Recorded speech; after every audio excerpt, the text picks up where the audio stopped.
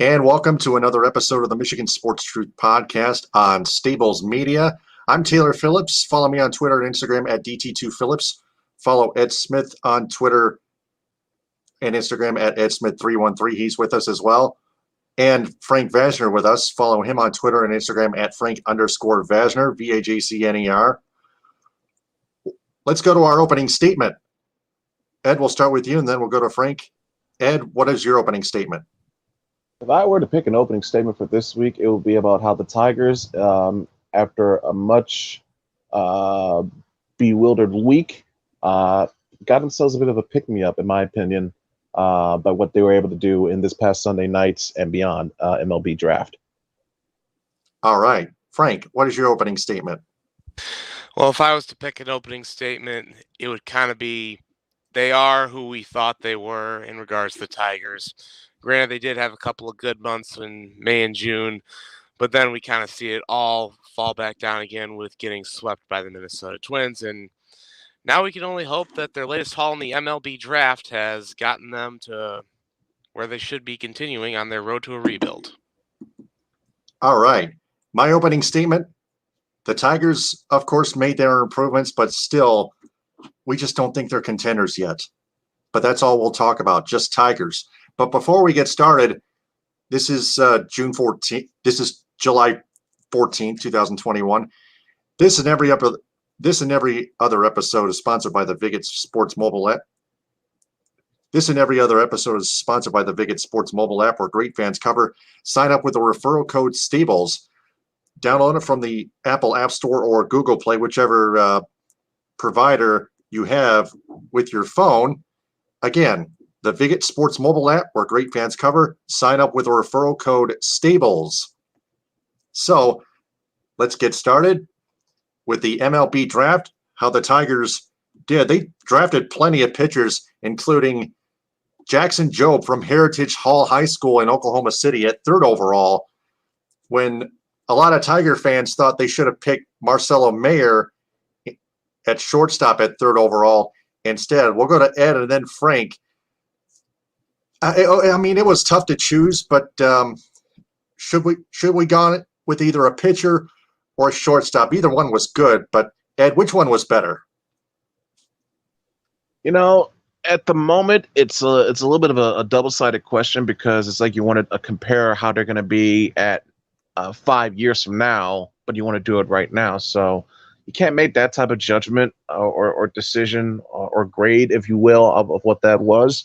But if you're going to put yourself in the mind of Al Avila, at least for one night at least, and try to understand where this team is going, where they want to be at right now, and what kind of makeup or culture they want to implement on how they build up their roster from within.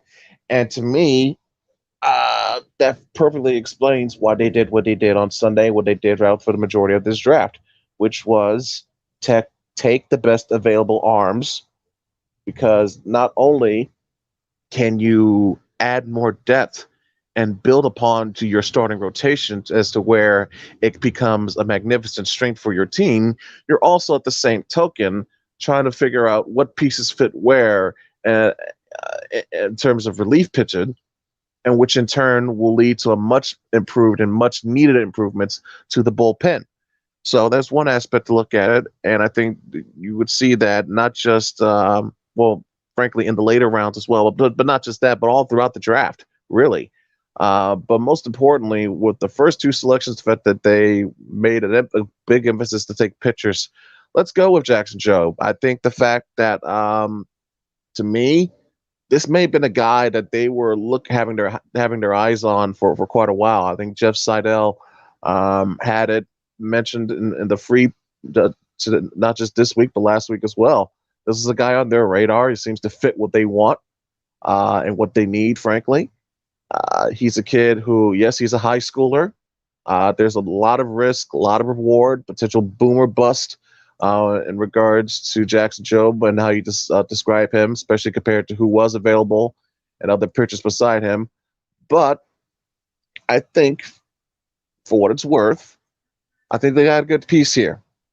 He's got a terrific fastball. He can hit 99 miles per hour on his fastball. He has an outstanding, and I mean a wicked good slider that can put people out. And frankly, if you want to be a big league pitcher, you need a good put out pitch, a good put out breaking ball, whether it be a slider or a curveball. He's got the slider that's good on him. And again, I go back to the fact that he's a high schooler. You got to remember, this is the first time that the Tigers have picked a high schooler from the pitching position in 5 years. The last time they did that, Matt Manning. I think that's working out pretty well for them so far. So I think if they knew for sure, if they were as confident, and they are, or as they might have felt in his ability, there's a reason why, and that's why they made this pick. I don't think. Well, I think Mayer would have been nice here. I think in terms of what the fit and what they need going forward for them, this is what I think Avila felt better fit. Overall time frame of what this team wants. Yeah, Avila would feel that way too, of course. I mean, what would we think? Yeah, I think he's a great piece on the maybe even the starting pitching rotation. Of course, some of their bullpen needs help as well. That's why they drafted all those other pitchers like Ty Madden from Texas at 32, 32nd overall. But and really, Ty frankly fell to them. Yeah. Mm-hmm. Frank, your thoughts on Jobe and others? Well, I mean, when I first heard about the pick, I really wasn't too thrilled with getting a high school pitcher. I mean, and that's not to say that I think Jackson Jobe is a terrible person. No, I think he's a great baseball player. But here's my biggest gripe. He's only been a pitcher for the last 13 months. So he basically started around his junior year of high school actually pitching the ball. Now, granted, Ed mentioned that he's developed a very nice slider and has a really good fastball. But that kind of leads me to wonder, did he peak too early and too quickly? Because he goes from being a relative unknown as a pitcher to being considered one of the top prospects in the Major League Baseball draft. So that's a cause for concern. But again, I think the jury is out on how well is he going to do once he makes it in the minor league system and keeps developing his game. So I would say, yeah, I've got my reservations on it, but you know what? Let's see what happens. Ty Madden dropping to them at 32. I was kind of shocked that he fell that far, given the fact that he was ranked in the top 10. But if a guy falls that far, you got to take him. Plain and simple. I mean, would I have rather they gotten a shortstop like Marcelo Mayer? Yeah, because they're extremely thin at shortstop. But again, with pitching, you've got to have pitchers in your system. But and I'll also bring this up to you guys too. Of all the high school pitchers that have been taken in the first round of the Major League Baseball draft in the last 15 years, there's only one that has made the Major League Baseball All-Star Game, and that's Clayton Kershaw. So Jackson Jobe's got some pretty long odds against him. Oh, yeah. High standards to live up to. I understand that for sure, and I completely understand your reservations about that. But I think from the mindset on paper, the strategy that they're going with, let's think back. By the way, if you want, let's go back a couple of decades to the 90s. If there's one thing that almost comes to mind when I think of 90s baseball, I think of the Braves. I think of the Braves, and I think what the Cubs were able to do in the late 90s and the early 2000s. And it wasn't mainly per se with their bats, even though it certainly helped. It was their pitching. It was the pitching. It was the arms that they had. Atlanta, they had their big three. I think, what was it, Glavine, Maddox, and Smoltz. Tigers fans know that name very well, John Smoltz. And then in Chicago, you repeat it again with Maddox, along with Kerry Wood, Mark Pryor. That team got to within a doorstep of the World Series. And then compound that, if you want to talk about 2003, the next year, 2004, the Red Sox. Kurt Schilling doing what he did. Remember, he was just only 3 years removed from winning a World Series MVP with Arizona. He comes out here, pitches the game. Let's say what you want about him as a human being, but there's no denying he gave out one of the most clutch, outstanding pitching performances ever in that 2004 LCS with an injured ankle. And he was one big reason why that team won that World Series with him, with Pedro Martinez on the what was essentially his last season in Boston, and frankly his last season as a serviceable pitcher, but still doing enough to help them along the way. The other guys that they have at their disposal, but again, that's what stood out to me in terms of you want to build up a championship caliber team, at least in baseball, this modern day of baseball, you need to limit runs, especially when it comes to postseason. You do that with pitching, starting pitching, yes, but also bullpen arms as well. That's why they did what they need to do in the draft. But again, I just think back to that rotation. Let's not forget, people, what was the one thing that people were so geeked up and excited about 7-8 years ago? Oh my God, the arms that we have. Oh, look at this. Verlander, Scherzer, Porcello, Price, Sanchez. I know I'm Fister. I know I'm probably missing one or two guys, but still, that was one big reason. But that we were so excited about our chances to win a World Series was the arms in our starting rotation. If you can replicate that, reload that, to me, that's one big step in the right direction. So again, on paper, I understand the mindset of what Al Avila did, and I agree, Frank, wholeheartedly. High risk, high reward. But in terms of what they've done so far with their pitching prospects, what we've seen, the results so far from a couple of them, and knowing how essentially they've done the one thing we've wanted to do for them that we want to do for years, which is have a true nurturing and developing farm system. That was the one big criticism we had of Dave Dombrowski during the last years of his tenure as GM, and frankly for the last few years of while Mr. Ilitch was still here. They had a depleted farm system, okay? So I think the fact they were able to go on tanking, or if you want to say go on this bad stretch to rebuild, getting these high draft picks and so on and so forth, it allowed them to stock up that fresh crop of prospects that we've been dying to see for a long time. And pitching arms are a vital part of that. They understand that. They know that. Again, going back to when they had guys like Verlander and Scherzer here, they want to replicate that. They want to recreate that, but do it more homegrown than ever. So why not build from within, the follow theme what the line's been doing, right? Build from within, draft from within, do that with your pitching, and build on from that point forward. And if you want to say, hey, maybe they needed to take an infielder, I think they tried their best to address that by what they did in the second round with, was it Isaac Pacheco? Yeah. So again, I think with Pacheco, in his case, he could be that complementary power bat in the infield. If you put him on the lineup a couple spots near or behind Spencer Torkelson, I could see down the line that envisioning itself. Okay, so yeah, it's not Mayer, but it is a shortstop. It gives you some depth at that spot. And if, frankly, the way he's going right now, it gives you versatility because he can play third base. You can move him over to third base. You still have power hitting capabilities inside your infield. Frankly, something that you hadn't had once you had both Miguel Cabrera and Prince Fielder here. So it'll be nice to try and recreate that aspect of your team that had us excited for a possible World Series contention as well. So I see, again, the basic steps of what they're trying to do. The process itself is going to be more complicated and convoluted than that.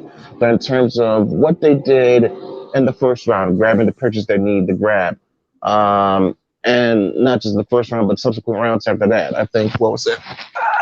Excuse me. Dylan Smith, Tyler Madison, Tanner Colnett, guys like that is part of the makeup of they want to choose for their culture, for their style, for their rebuild. And when you also try to balance that out by adding some depth to your infield, B, infield depth that can also provide power and offensive production to your lineup, and C, even in later rounds, knowing that, there is still a weakness for you in outfield, try to shore up some more depth in that spot as well. They did that at least. I think if you want to go big picture, they may feel or may choose to go a different route in terms of restocking or replenishing or upgrading at the outfield spot. It may be the route of free agency or making a trade. But in terms of building from within their true core, which is what your first line of defense, essentially, and if you're, if you're the pitching team, if you're the team on the defense, it's your pitcher on the mound, and it's his four guys behind him in the infield, from third base all the way to first. And if you build from within with the starting guy on the mound, you already got a good set of catchers behind you, and you know what you got coming up at first base in the near future. You start to build here. Give a guy at in shortstop that can potentially move the third here. Go from there, shore up with more defense up the middle. Have your two corners on the infield be your big power bats. Combine that with your stud pitcher on the mound. That is the simple, formulaic way to have sustained success, potential playoff success, and if need be, championship aspirations. Yeah. Well, Ed, here's one more question I wanted to ask you. And you brought up a lot of great points, by the way. Do you think the fact that the Tigers took so many pitchers in this draft, do you think that might be a byproduct of Chris Fetter being on staff as well? You think maybe he's providing some input to Al Avila? That could be an aspect to that as well. Either that, or they may be thinking of, hey, if need be, while we're stockpiling on all these arms, these are potential assets and pieces for us. Let's say you want to make a trade down the line to get that infielder that you want, to get that second baseman, or to get that pure defensive shortstop. You might say, hey, we got a couple of arms we can throw it in for you as well. So there's another side to that coin to look at in terms of that. It may be what you mentioned about earlier, but it could also be what I brought up as well. So, not as easy to answer, but still a different way, a different perspective to look at things. Yeah, and not all of their draft picks were pitchers. I saw them drafting an outfielder and a first baseman. I'm going to have to take a look at the whole list a bit later on after the show, or maybe I'll look at it right about now as we roll along. But speaking of the Tigers, they came to us. They've come to us close as 7 games below 500. Right now, they're at 11th after getting swept in a 4-game series at Target Field by the Minnesota Twins. So you can see here, the Tigers 40-51, a .440 winning percentage, 3rd in the American League Central Division. So the Twins 39-50, a .438 winning percentage, 4th in the AL Central. So it's not quite an exact tie, pending the exact winning percentages, although both the Tigers and Twins are tied in games back at first place at 15. But the Tigers, they're almost at a point, it's almost getting to that time where they should buy or sell come the 2021 MLB non-waiver trade deadline, as we go to Ed and then Frank. Ed, any choices, any choice whether to buy or sell early on? Definitely sell, because that this is a team not ready to be prime contenders, whether it be for division, playoffs, or beyond. You knew that going into this season. It's nice to know that they've made some levels of improvement from last season. Now they're not completely terrible now. Now they're just mediocre / bad. It's an upgrade, but it's still ways to go. And the fact that it's evident clearly by this 4-game losing streak that you have, that's now put you on the brink of falling back into 4th place in the division, falling behind Minnesota. And by the way, speaking of them, you get to play them again on Friday, I believe. So that's the start of another series that is vital to your standings in the division. If you want to say, to look upon that as a benchmark for what you wanted to do this year compared to this year, not finishing last would be on that wish list if it were me. So you want to stay above that basement as much as possible. They are in danger of doing that now with the recent trend that they had, whether it would be, Tariq Skubal giving up 5 runs, which is his first very not so good outing in quite a while. I know Matt Manning had himself a decent start. He had a no-hit bid for a while, only gave up 2 hits. But his relievers did not do him well, and he did not get enough run support, which is unfortunately becoming another common trend with quality pitching talent and Detroit Tigers baseball teams. We saw it with Verlander, we saw it with Scherzer. Now we're seeing it with Mize and Manning. Time is a flat circle. Yes, I do believe. Yes, I am on the sell team at the moment. I've always been that way, frankly. The way this season was playing out so far was not going to change that for me. I think there are some guys to look into as to who would be on the potential block. I think Jonathan Scope immediately would be my go-to name to look at. Don't repeat the mistakes that you did with Matt Boyd, to where if you keep him around and then his performance and thus value decreases or dips in any shape or way, shape, or form, you'll be kicking yourself, so you don't want to go through that route again. That's why I'm thinking if you see a deal that's there and it's good enough to your liking and it fits with what you're trying to build as rebuild, then yeah, that's a decision I think I would take into consideration, at least in terms of guys like Jonathan Scope. Akil Baddoo, no, I'm not giving him up.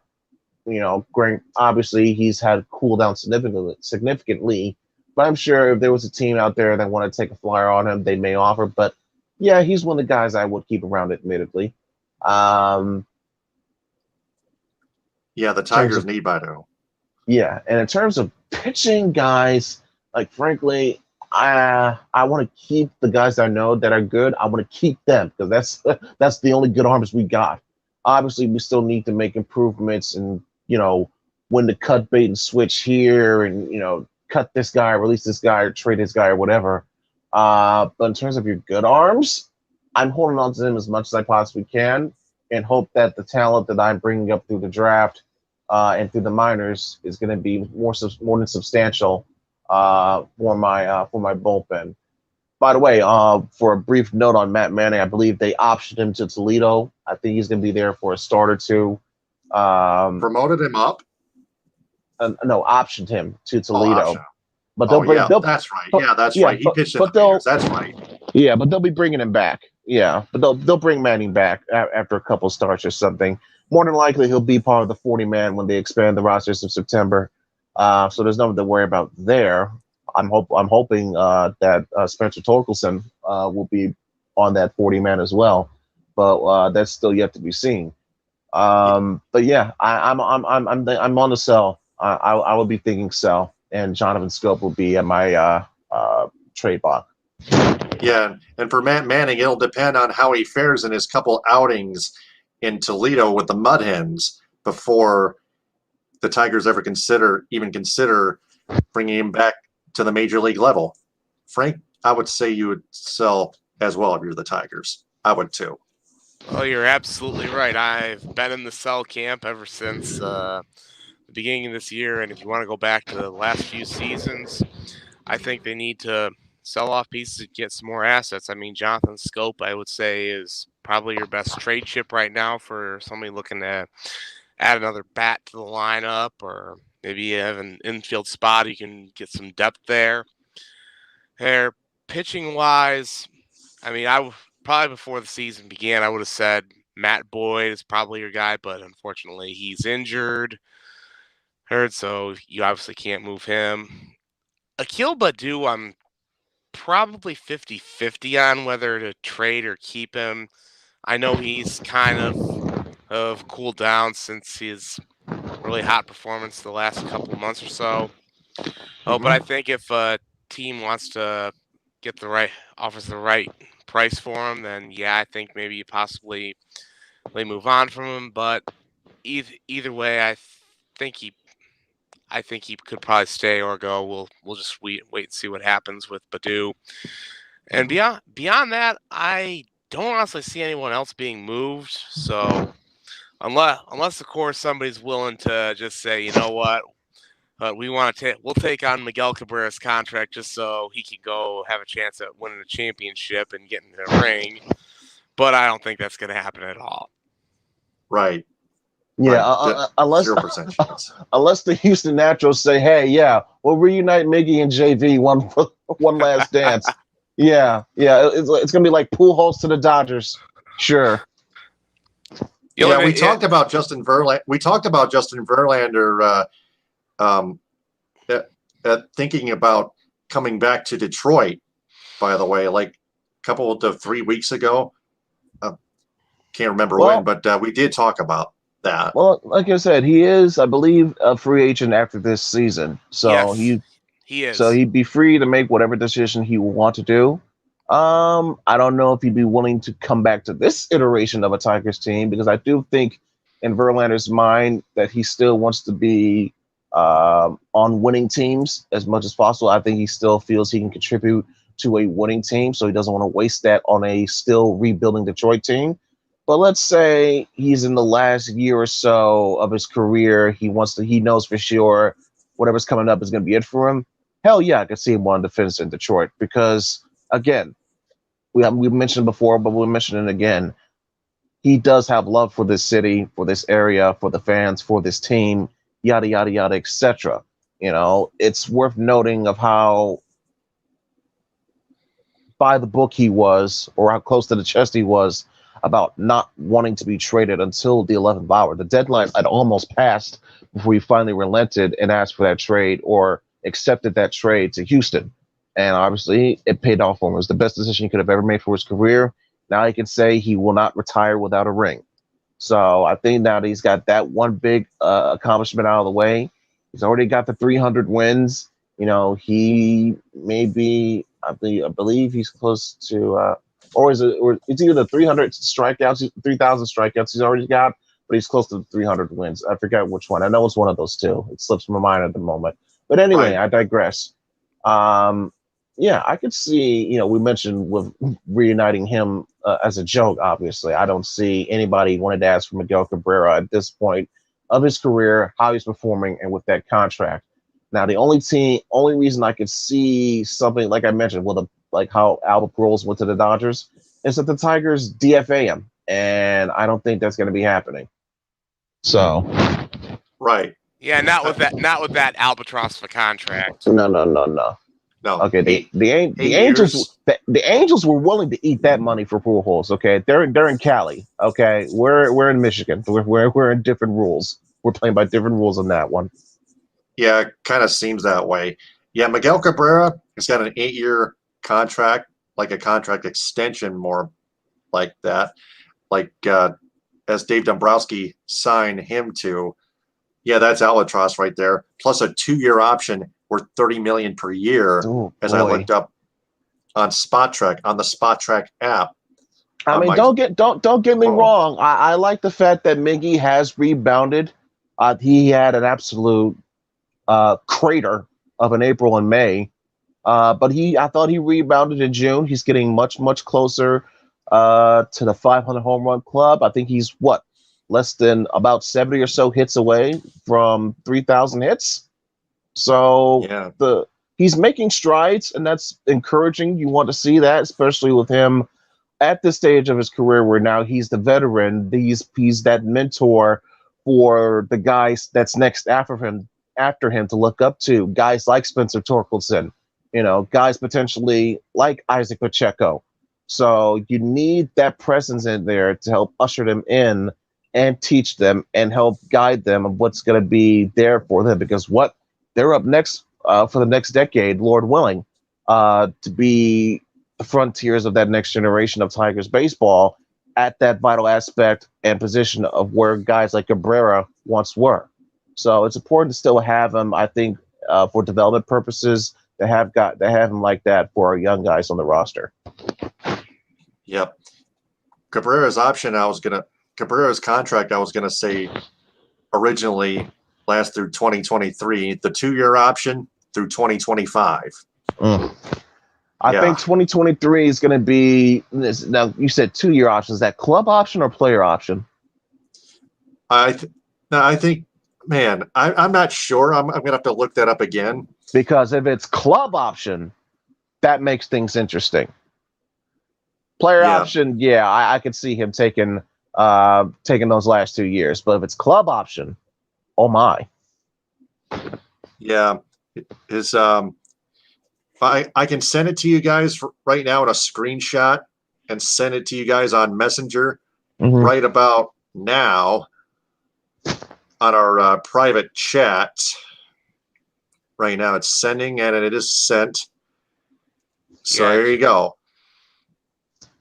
So yeah, those I don't know if it's a club option or player option. The Spot Track app does not say that.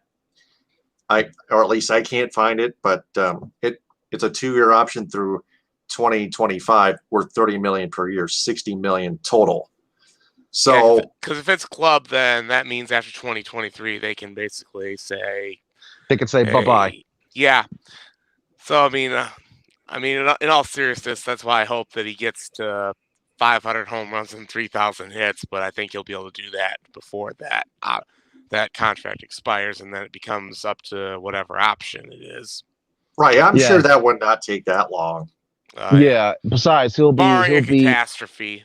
Besides, he'll be 40 after 2023 anyway. Yeah, he will. He will. Good. Yeah, you want to pay a 40-year-old Miguel Cabrera $60 million for 2 years? No, sir. I love you, Mickey, but once 2023 hits, it's time. Yeah, can't last forever. So, speaking of the Tigers, just one more Tigers note before we get to our What We Learned segment. Tigers closing pitcher Gregory Soto gave up a home run to Philadelphia Phillies catcher JT Realmuto in the bottom of the 5th inning of the 2021 MLB All-Star Game. It was a solo shot, and it was in the All-Star Game. Gregory Soto, granted, he has pitched well in some outings against easier teams and players, but sometimes he's had some rough outings as well in the first half of the season. But he was put to the test. But just the solo home run that he gave up. Otherwise, he didn't do too bad. JT Realmuto took advantage of a mistake. Yeah, and that mistake was I don't know what was uglier, that mistake of a pitch or those uniforms. Good God. Probably just a mistake. I would say those uniforms were pretty awful because right. Except they have nothing to do with the performances. Oh yeah. If I may say something, what was wrong with letting the players just wear their own team uniforms? Ed, I was gonna say the same thing. Because that's what makes people want to watch, the assortment, to let you be able to point out, say, oh my goodness, hey, he's on this team, hey, he's on that team. That's how they're able to work together. You know, the joke, the running joke of like, oh wow, you have guys from the Yankees and the Red Sox working on the same infield or some crap like that. You know, or if you want to go back to a different sport, you know, which I thought this was a great move until the NBA made a terrible mistake. Back in the NBA, back in the 90s and the 2000s, they had the players wear their team's uniforms as well. Made things pop, made things more distinct. Made me like, ooh, we got to watch. Right. Yeah. I get all this uniform. I get all this uniform stuff and all the craziness of the uniforms. But seriously, but one singular thing, it's just too bland. It really is. Right. But it seems like I'm almost the only one that's not bothered by it. The only thing that I ever worry about is the player's performance, regardless what kind of uniform he or she wears, or he wears in Major League Baseball especially. And other than that home run, he didn't do too bad. He was put to the test. Gregory Soto kind of had to prepare and stuff like that. We'll see how he fares in the second half of the season along with the rest of the Tigers team. I mean, it's good that at least made it. It wasn't represented, but you know, he gave him a home run, but it didn't even nowhere near lead to the outcome of the game. You know, it's not like we could talk about of like when Verlander had that blow up. What was it, 2012, 2013 All-Star Game in LA? He said he was going to come out throwing 100 miles an hour, and he got shellacked. He got hammered. That was in 2020. That was in 2012, wasn't it? Yeah. It was after. It was after. Yes. I know it was after his MVP. That's what Kansas made it City. Yeah. I know it was after his MVP. That's what made it so noteworthy. I was like, oh no. I'm like, what is going on here when I watch that? I get it, wanting to put on a show. It's the All-Star Game. You're on top of the world. You're the reigning MVP. But guess what? These are also the best hitters in the world who train to hit 100-mile-per-hour fastballs, especially if they're served up right onto him the way you did, Justin. You got to surprise him. That's why you had that yellow hammer or of a Shake things curveball up. or that great Shake things slider. up. Yeah, start them off with a couple of curveballs. You have one of the best damn curveballs I've ever seen. They're expecting a 100-mile heater. Freeze them with an 80-mile-per-hour yellow hammer. Yeah, go off speed. I mean, seriously. Right. I mean, listen. How could that be? Like that again, what Gregory Soto did last night, it's not really noteworthy. That would, if we had this show back when Verlander did that would have been one of our damn top first topics to talk about. So just a difference in terms of landscape, position, all that can help influence about whether or not topics such as this really deserves a deep dive analytical thought. I mean, listen, the fact that we spent more time talking about a past All-Star game for almost 10 years ago than what we did about this one says something. So, yeah. Yeah, the comparison between Soto's performance and Verlander's starting performance kind of tells the story. Yeah. Dating back 9 years. So, yeah, there's that. All right. So I guess we've covered everything, Tigers, and we've covered everything on our show. So let's go to our What We Have Learned segment. Ed, we'll start with you, and then we'll go to Frank. Ed, what have we learned from the Tigers? I think what we learned from the Tigers this week, at the very least, is that no, they're not going to the playoffs this year. No. Nor do we think that was going to happen. But it's good to know that they still, there are things that they've made strides in, but still things that they need to work on, which is a good thing. You don't want to have a completed process or project too fast, too soon. You don't want to undercook everything. You want everything to be at the right medium well or medium rare, however term or phrase you want to use it. You want to be cooked at the right temperature. And what the Tigers have right now, there's some pieces here, but it's still too jumbled up to fully form together. Still got to wait a couple of years' time. Wait for more dead money to come off. Wait for more talent to upgrade and come here, whether it be through the draft or free agency or call-ups or whatever. Still give AJ Hinch time to grow and mold and form and lead this clubhouse the way he needs to and the way he's supposed to. You can't expect everything you want, even though he's done a good job so far. It's still only year one, and the process is far from over. Right. Frank, what did you learn? Well, what I've learned tonight is the Tigers seemingly have a bit of a different plan towards their rebuild, and that's building a lot of pitching depth and more pitching depth, which I still believe is a product of Chris Fetter being the pitching coach and having some input to Al Avila. Now, granted, will these guys like Jackson Jobe and Ty Madden end up being an immediate impact? Obviously not. But we'll see down the road how they do. They've got to get better in the minor league system and show that they'll be ready to contribute when the time comes. Yep. What I've learned, the Tigers have teased us by making some progress. And like I mentioned before, they have come to as close as 7 games below the 500 mark before getting swept by the Minnesota Twins at Target Field in a 4-game series, which they should not have been, technically, except it was a neck-and-neck race for third place in that division between those two teams and the Kansas City Royals, although they are 18 games back after that first half, going into the second half. But for Gregory Soto, of course, the Tigers are not going to play. Of course, the Tigers are not going to make the playoffs. But for Gregory Soto, he's an okay closer, at least, maybe good.